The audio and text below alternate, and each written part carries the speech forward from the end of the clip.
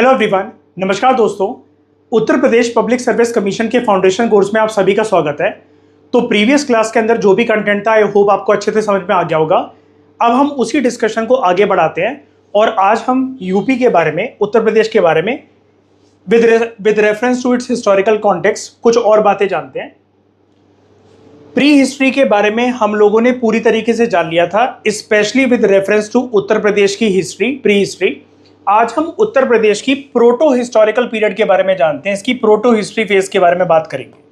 ठीक है, अब देखो, प्रोटो हिस्टोरिकल फेज अगर आपको डिफाइन करना हो तो उसके डिफाइनिंग फीचर्स क्या होंगे, सबसे पहले इसको समझते हैं।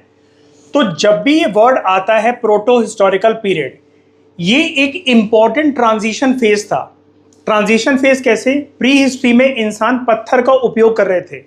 पत्थर का उपयोग इस एज में भी इंसानों के द्वारा यूज करना जारी रहता है, लेकिन कुछ एडिशनल चीजें इंसानों ने यूज करना शुरू करी अपने जीवन के अंदर। फॉर एग्जांपल हंटिंग और गैदरिंग के लिए अभी तक वो पत्थर के बने हुए औजारों का इस्तेमाल कर रहे थे।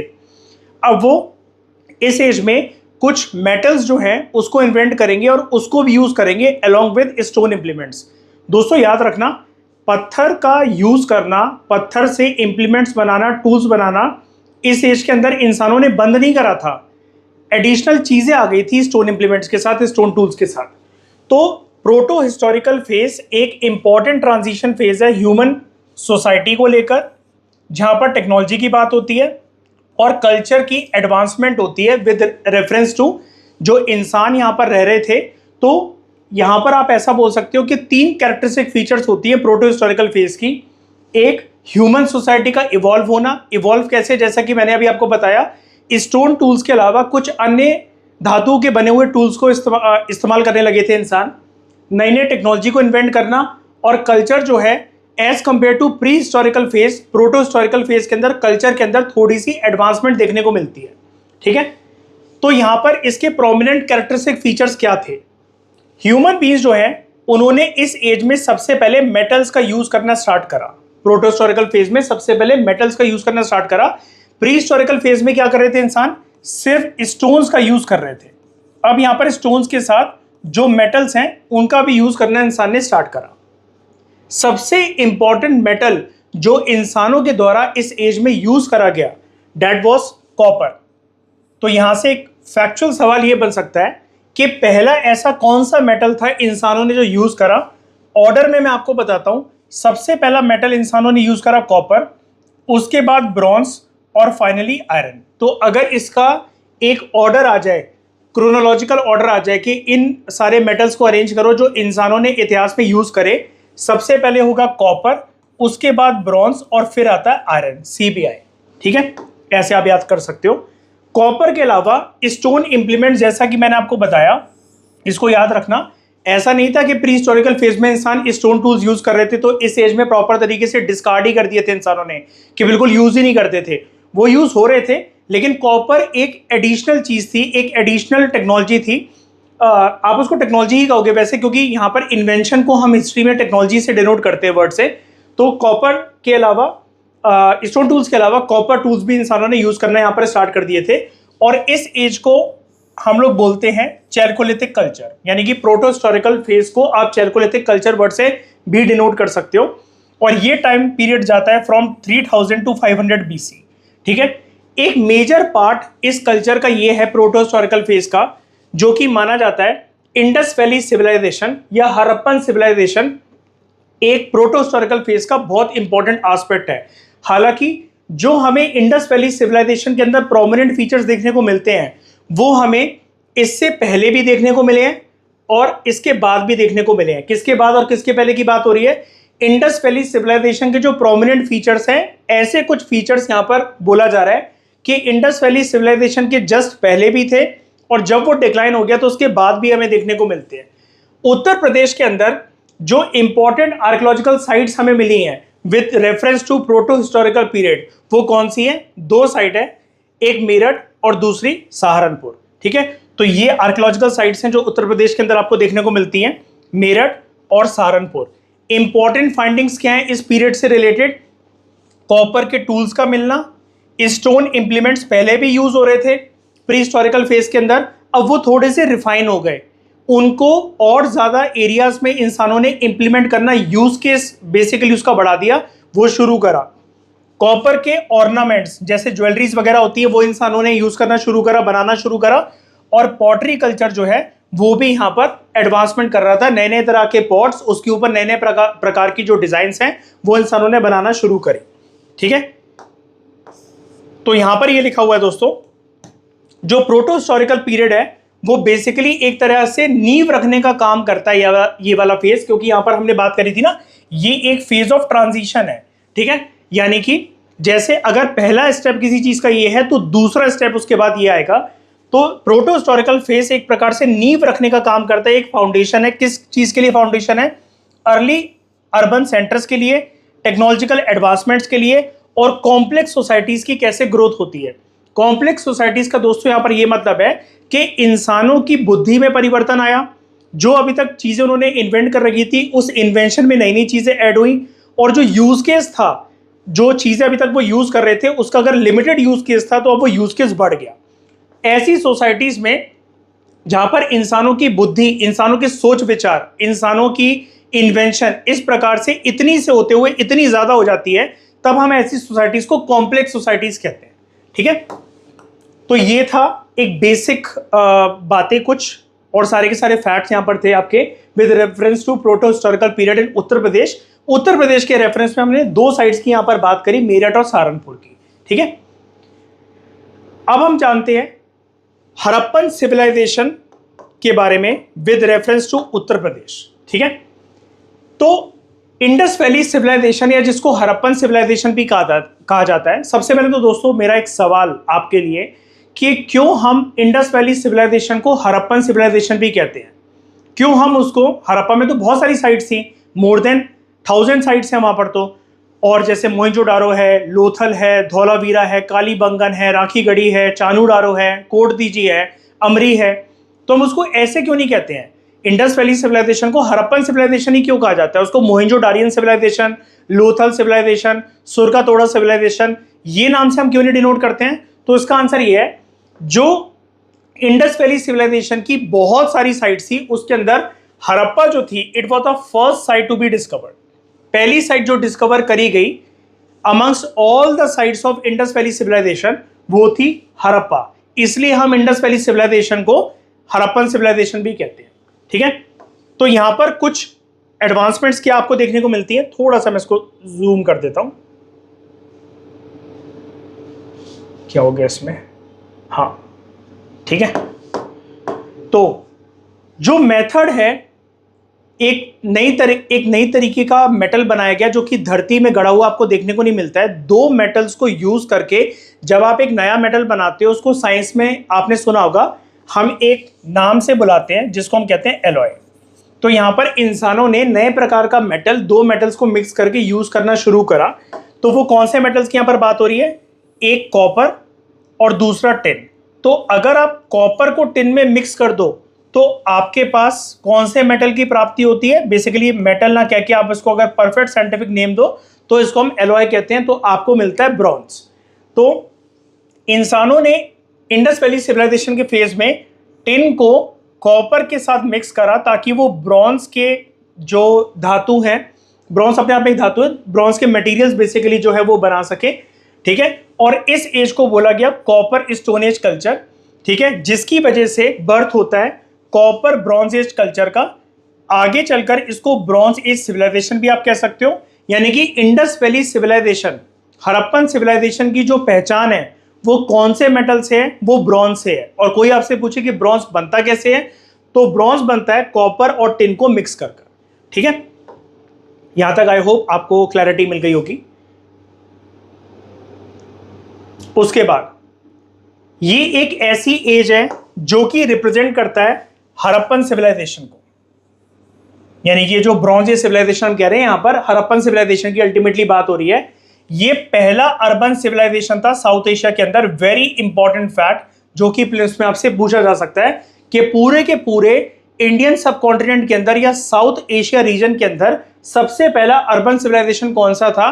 The answer is Indus valley civilization, जिसको हम हड़प्पन सिविलाइजेशन भी कह सकते हैं, जिसका time period through carbon dating method, ठीक है, साइंटिफिक मेथड होता है जिससे हिस्टोरियंस जो हैं खुदाई करके चीज़ों की एज को पता लगाते हैं। तो हमारे पास जो टाइम रेंज अवेलेबल है इंडस वैली सिविलाइजेशन की, date is from 3500 to 1300 BC।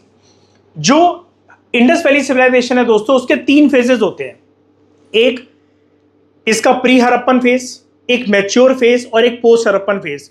सबसे ज्यादा जो डेवलपमेंट्स देखी गई है इंडस वैली सिविलाइजेशन के अंदर वो मैच्योर फेज के अंदर देखी गई है। ठीक है, तो जो मैच्योर फेज है सिविलाइजेशन का, उसका टाइम फ्रेम है फ्रॉम 2600 टू 1900 BC और 1400 से ज्यादा सेटलमेंट जो है इस सिविलाइजेशन में आइडेंटिफाई करी गई है। ये सेटलमेंट्स दोस्तों किसको बोला जा रहा है? सेटलमेंट्स यहां पर बोला जा रहा है साइट्स को। जैसे अलग अलग साइट्स होती है ना, अभी मैं आपको नाम बता रहा था, हड़प्पा, मोहनजोदारो, लोथल, कालीबंगन, राखीगढ़ी, ठीक है, सुरकातोड़ा, सुतका गेंदोर, अमरी, कोट दीजी, ये सारी साइट्स हैं, उसको आप सेटलमेंट भी बोल सकते हो। ठीक है, उसके बाद Indus valley civilization Indian subcontinent का पार्ट था, है ना। तो अगर वो एक रीजन में फैला होगा तो उसके फैलने की कुछ डायरेक्शन भी तो होगी। मतलब कहने का मतलब ये, आप उसको ये भी तो कह सकते हो, नॉर्थ तक इंडस वैली सिविलाइजेशन इतना होगा, ईस्ट तक कितना होगा, वेस्ट तक कितना होगा और साउथ तक कितना होगा, यानी कि उसका जो एक्सटेंड है फैलने का वो कहां तक होगा। इसके बेसिस पर एक इंपॉर्टेंट फैक्ट याद रखना, जो ईस्टर्न मोस्ट साइट है इंडस वैली सिविलाइजेशन की, यानी कि अगर आप इंडस वैली सिविलाइजेशन को ऐसा देखना चाह रहे हो कि नॉर्थ, साउथ, ईस्ट और वेस्ट, तो जो इसकी ईस्टर्न मोस्ट साइट है उसका नाम है अलामगीरपुर। ये कहां पर सिचुएटेड है? ये हिंडन रिवर पर सिचुएटेड है। आप इसको हिंडोन बोल लो, हिंडन बोल लो, कोई फर्क नहीं पड़ता, प्रोनाउंसिएशन मैटर नहीं करती है। आंसर आपको याद आना चाहिए एग्जाम करते हुए, ठीक है, जो कि ट्रिब्यूटरी है यमुना रिवर की। तो यहां पर अपने आप एक प्रकार से आपका ज्योग्राफी का क्वेश्चन कवर हो गया कि हिंडोन रिवर की अगर ट्रिब्यूटरी पूछी जाए तो वो किसकी ट्रिब्यूटरी है? यमुना की ट्रिब्यूटरी है, यानी कि मतलब सॉरी, यमुना की ट्रिब्यूटरी पूछी जाए तो कौन सी है? वो हिंडोन रिवर है। और ये मेरठ जो डिस्ट्रिक्ट है वहां से फ्लो करती है यूपी के अंदर। तो ये ईस्टर्न मोस्ट साइट है इंडस वैली सिविलाइजेशन की, अलामगीरपुर। ठीक है, तो ये वाली बात याद रखना। हाँ, इसके बारे में एक फैक्ट और है, इस आर्कियोलॉजिकल साइट को, अलामगीरपुर की यहां पर बात हो रही है, अलामगीरपुर को डिस्कवर करा गया था by an archaeologist in the year 1958 और उन आर्कियोलॉजिस्ट का नाम था याज्ञदत्त शर्मा। ठीक है, और इस अलामगीरपुर जो साइट है इसका दूसरा नाम है परासरम का खेड़ा। इसको हम बोलते हैं परासरम का खेड़ा। कुछ ऐसी दिखती है वाली साइट। ठीक है, ये वाली बात याद रखना। उसके बाद इंडस वैली सिविलाइजेशन की मेजर फाइंडिंग्स में से हमें क्या क्या इंपॉर्टेंट फाइंडिंग्स देखने को मिलती हैं। देखो, साइट वाइज फाइंडिंग्स जो है, जैसे ये वाली साइट है इस पे क्या क्या चीजें मिली, ये वाली जो साइट है इस पे क्या क्या चीजें मिली, कोई और साइट है उस पे हमें क्या क्या चीजें मिली, वो अभी हम थोड़ी देर में जानेंगे। लेकिन ओवरऑल हमें इंडस वैली सिविलाइजेशन के अंदर क्या क्या चीजें देखने को मिलती हैं उसको जानते हैं। हमें यहाँ पर रोजरी बीड्स देखने को मिलती है। रोजरी बीड्स क्या होती है? ये जैसे बेसिकली जो माला होती है ना जिससे आप जाप करते हो, उसको रोजरी बीड्स कहते हैं। फिर हमें एक रोलिंग पिन देखने को मिलती है। रोलिंग पिन यहाँ पर बेलन जैसे औजार को कहा जा रहा है, बेलन जैसे टूल मिल रखा है हमें यहाँ पर, ठीक है, फॉर मेकिंग रोटीज। ठीक है, अब ये प्रॉपर वैसी रोटी नहीं थी जैसे आप रोटी को आज जानते हो, लेकिन ये फिर भी इतने एडवांस हो गए थे इंडस वैली सिविलाइजेशन के लोग कि एग्रीकल्चर वगैरह तो नीलोथिक एज के अंदर ही करना इंसानों ने स्टार्ट कर दिया था। और इंडस वैली सिविलाइजेशन के अंदर जो ग्रेन्स हैं, ऐसा माना जाता है, आर्कियोलॉजिस्ट का, हिस्टोरियंस का ऐसा मानना है कि वो वीट का इस्तेमाल करते हुए, गेहूं का इस्तेमाल करते हुए उससे आटा बनाते थे और आटे को मारकर रोटी भी बनाई जाती थी। सारी की सारी साइट्स में, जैसे अभी आपने देखा कि 1400 से ज्यादा साइट्स है इंडस वैली सिविलाइजेशन में, लेकिन सारी की सारी साइट्स में ये ट्रेसेस देखने को नहीं मिलते हैं। लेकिन बहुत सारी साइट्स पर ये वाले ट्रेसेस देखने को मिलते हैं कि अगर बेलन मिल रहा है तो हो सकता है कि वो रोटी बनाते हो। ठीक है, और अलग अलग यूटेंसिल्स जो है हमें इस साइट्स पर देखने को मिलते हैं, जैसे कोई ये वेसल हो गया, कोई मटका हो गया, घड़ा हो गया, ये सब चीजें भी हमें देखने को मिलती हैं। उसके बाद क्ले यूटेंसिल्स ये लोग बनाते थे। ठीक है, या फिर आप इसको कह सकते हो, एक प्रॉपर वर्ड अगर मैं आपको दूं तो वो है टेराकोटा। ठीक है, मिट्टी, टेराकोटा कैसे बनता है या ये क्ले यूटेंसिल कैसे बनता है? एक मिट्टी लो, उसको छान लो, पानी मिलाकर, जैसे आप आटे में पानी मिलाकर उसको एक शेप देते हो, वैसे आप उसको शेप दो जो भी चीज़ आपको बनानी है। फॉर एग्जांपल आपको जैसे क्ले का ये यूटेंसिल बनाना है, उसके बाद इसको आग में पका लो तो वो टेराकोटा बन जाता है। तो क्ले यूटेंसिल्स पर ये लोग बड़ी सारी प्रकार की डिजाइन्स बनाते थे। यहाँ पर इमेजेस आपको देखने को मिलती है मोर की, पिकॉक की, लाइक दिस, ठीक है। स्क्वेरल्स यानी कि गिलहरियां, ठीक है, वो उस पर बनी होती थी। स्क्वेरल की इमेज नहीं है यहाँ पर। और कुछ स्क्रिप्ट भी हमें यहाँ पर देखने को मिलती है जो कि ये सजेस्ट करता है कि यहाँ पर जो रेसिडेंट्स थे इंडस वैली सिविलाइजेशन की अलग अलग साइट्स पर जो लोग रहा करते थे वो अवेयर थे, वो फेमिलियर थे, वो जानते थे राइटिंग के बारे में। और इनकी राइटिंग ना जिगजैग मैनर में चलती थी। जैसे पहली लाइन इन्होंने ऐसे लिखी ABCD, अगली लाइन ये लोग रिवर्स कर देंगे ABCD, फिर ABCD। तो ये कैसा पैटर्न है? ये जिगजैग पैटर्न है। ऐसी स्क्रिप्ट को दोस्तों हम लोग बोलते हैं बूस्ट्रोफीडर स्क्रिप्ट। अभी हम आगे चलकर इसके बारे में जानेंगे, ठीक है। उसके बाद आलमगीरपुर के बारे में तो आपने जान लिया।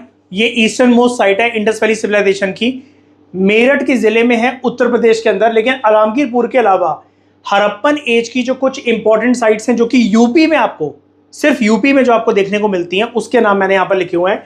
एक है हुलास जो कि सहारनपुर में है, बड़ा गांव बागपत में, मानपुरा बुलंदशहर में, कैराना शामली में, और मंडी गांव मुजफ्फरनगर डिस्ट्रिक्ट के अंदर। तो ये कुछ इंपॉर्टेंट साइट्स हैं आलमगीरपुर के अलावा जो कि यूपी में सिचुएटेड है। और ये सारी साइट्स किससे रिलेटेड है? इंडस वैली सिविलाइजेशन से, ठीक है। तो आई होप ये चीज की क्लैरिटी आपको मिल गई होगी। उसके बाद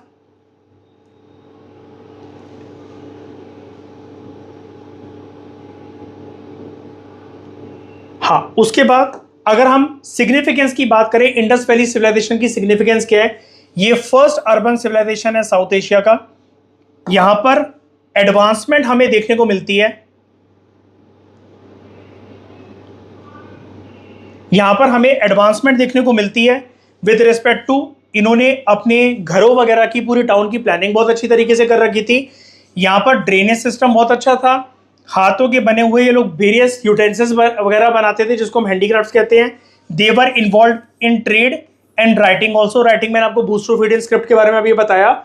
इनका व्यापार होता था दो कंटेम्प्रेरी सिविलाइजेशन के साथ। इंडस वैली सिविलाइजेशन के लोगों का व्यापार होता था दो कंटेम्प्रेरी सिविलाइजेशन के साथ। एक का नाम है इजिप्शियन सिविलाइजेशन और दूसरे का नाम है मेसोपोटामियन सिविलाइजेशन।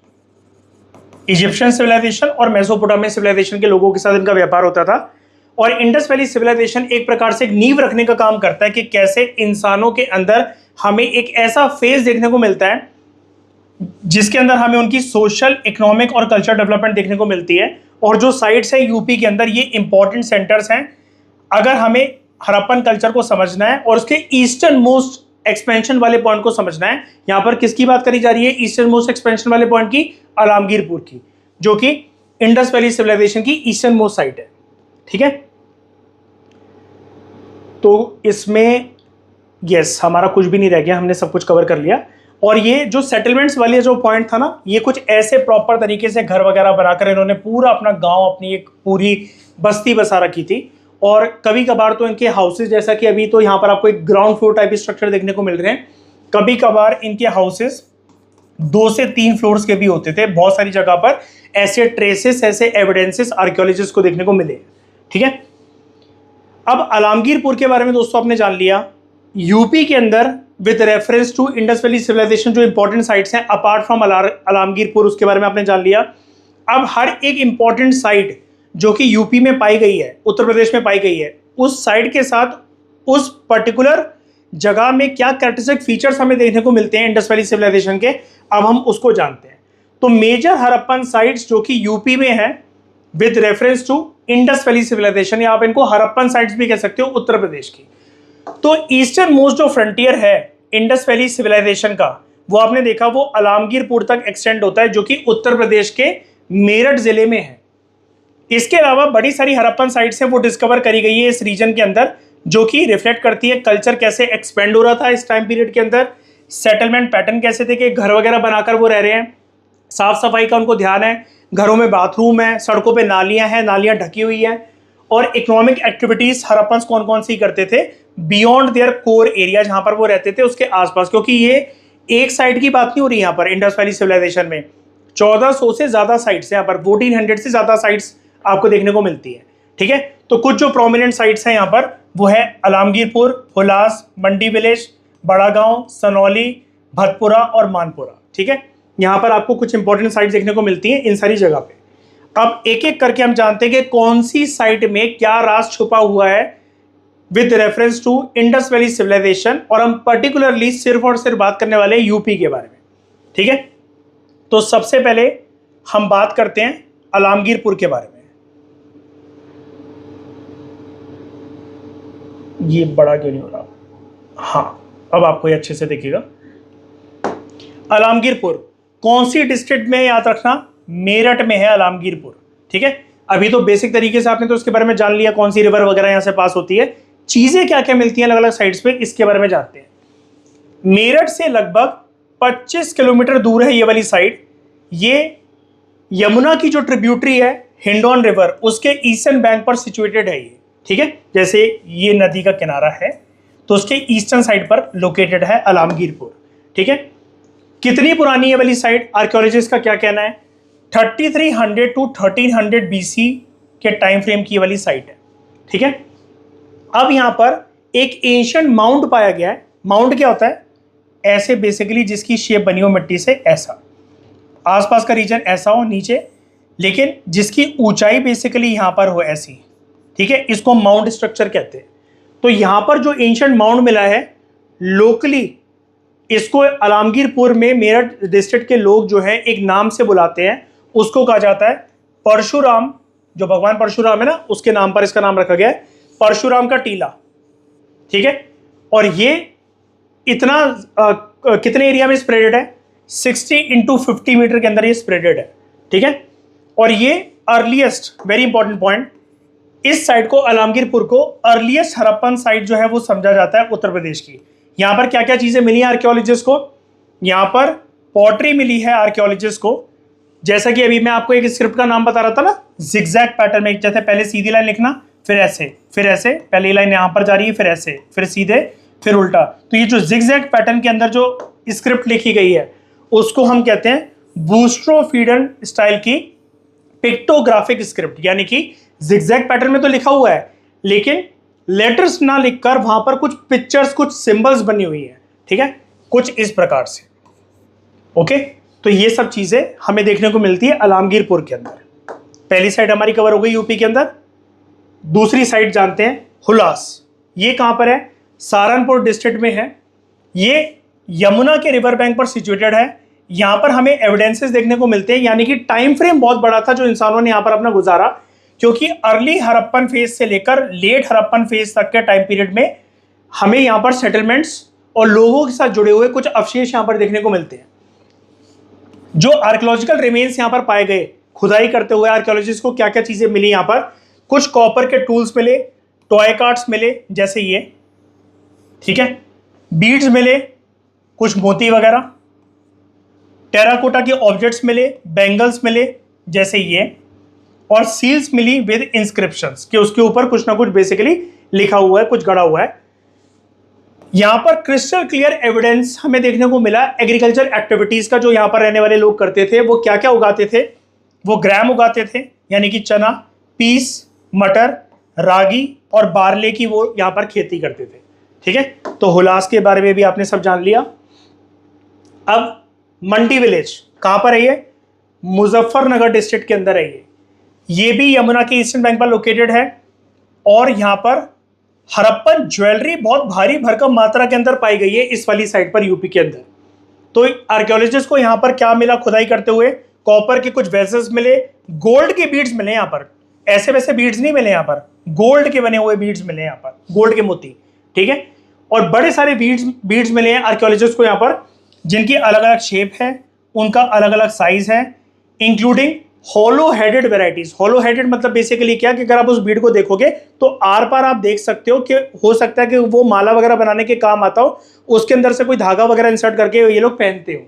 ठीक है, तो होलो स्ट्रक्चर के बीड्स भी बेसिकली हमें यहाँ पर देखने को मिलते हैं मंडी विलेज के अंदर, जो कि मुजफ्फरनगर डिस्ट्रिक्ट के अंदर सिचुएटेड है। ठीक है, उसके बाद बड़ा गांव, ये साइड कहां पर है, सहारनपुर डिस्ट्रिक्ट के अंदर है।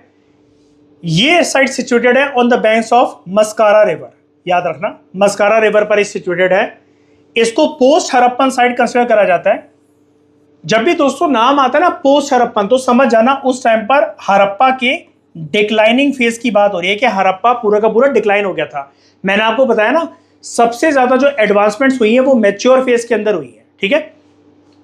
पोस्ट हड़प्पन फेज की एक ये साइट है। तो यहां पर एक्सकवेशन करते हुए आर्कियोलॉजिस्ट को क्या क्या प्राप्त हुआ? ओकर कलर्ड की पॉटरी। मैंने प्रीवियस लेक्चर में आपको बताया था ओकर किसको बोला जाता है? गेरुआ को। गेरुआ कलर की पॉटरी यहां पर देखने को मिलती है, जो कि एक कॉन्टिन्यूटी को दर्शाता है। किस चीज की कॉन्टिन्यूटी को?